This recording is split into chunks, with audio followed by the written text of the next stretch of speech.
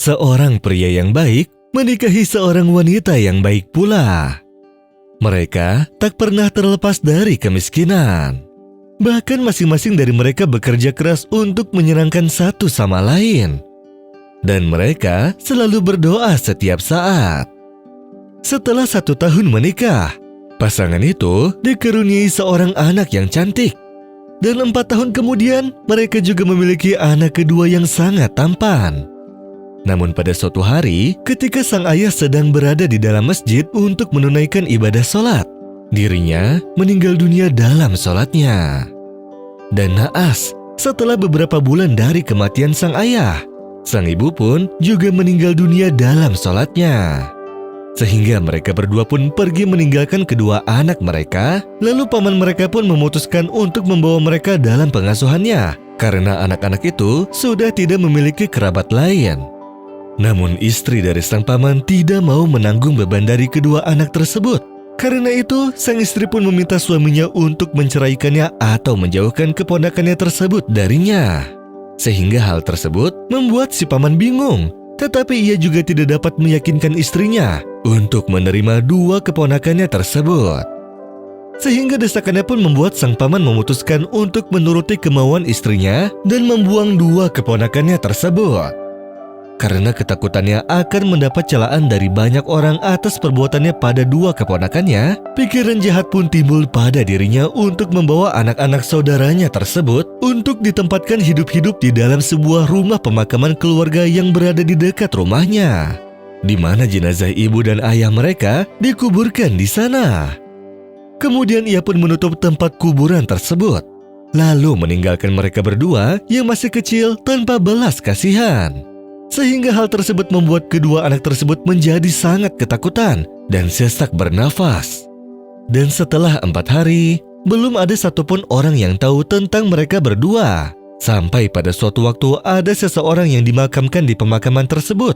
Dan setelah upacara pemakaman, orang-orang di sana mendengar suara anak-anak berbicara dan menjerit meminta tolong. Sehingga mereka pun terus mencari sumber suara, sampai akhirnya mereka pun menemukan anak-anak tersebut di dalam sebuah rumah kuburan. Mereka pun mengeluarkan kedua anak tersebut dan melaporkan kepada pihak yang berwenang.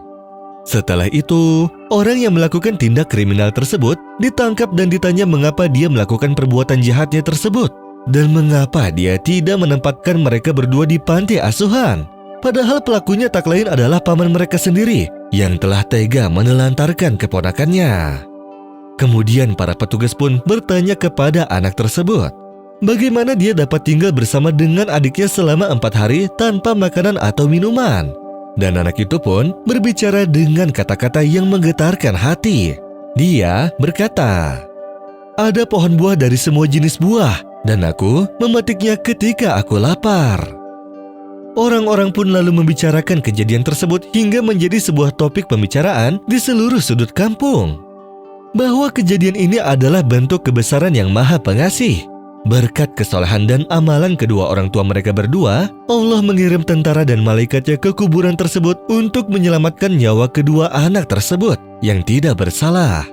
Dan pada saat sang paman akan dijatuhi hukuman penjara, sang paman pun menceraikan istrinya serta memberitahu kepada semua orang bahwa dialah yang telah menghasut dirinya untuk mengusir kedua keponakannya.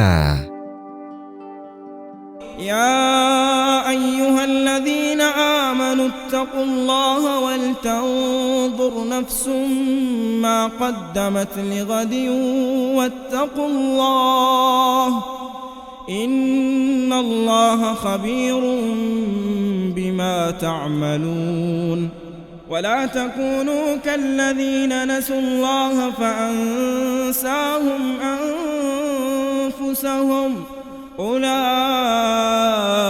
هم الفاسقون لا يستوي أصحاب النار وأصحاب الجنة هم الفائزون لو أنزلنا هذا القرآن على جبل لرأيته خاشعا متصدعا من خشية الله وتلك الأمثال نضربها للناس لعلهم يتفكرون هو الله الذي لا إله إلا هو عالم الغيب والشهادة هو الرحمن الرحيم هو الله الذي لا إله إلا هو الملك القدوس السلام المؤمن المهيمن العزيز الجبار المتكبر سبحان الله عما يشركون هو الله الخالق البارئ المصور له الأسماء الحسنى يسبح له ما في السماوات والأرض وهو العزيز الحكيم